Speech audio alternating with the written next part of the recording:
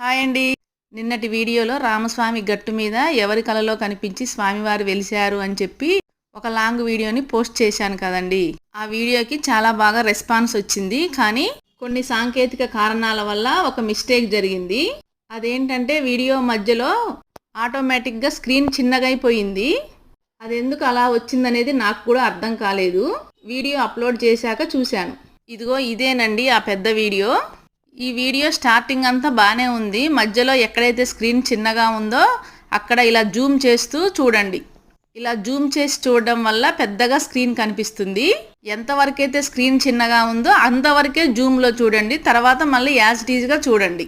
ఇంకా తర్వాత వీడియో చక్ర స్నానము, అయ్యగారి మాటలు ఇవన్నీ కూడా లాంగ్ స్క్రీన్లోనే వచ్చాయి. నేను వీడియో అంతా చాలా జాగ్రత్తగా తీస్తాను. అన్నీ అప్లోడ్ చేసేటప్పుడు కూడా చెక్ చేసుకుంటాను. కానీ ఎందుకు అలా జరిగిందో తెలియదండి. దయచేసి ఈ మిస్టేక్ని తప్పుగా భావించకుండా మన్నించండి. ఆ లాంగ్ వీడియో లింక్ని ఈ వీడియో కింద ఇస్తున్నాను. చూడని వాళ్ళందరూ కూడా చూడండి. వీడియో నచ్చితే లైక్ చేసి సబ్స్క్రైబ్ చేయండి. జై Shriram. Thank you for watching.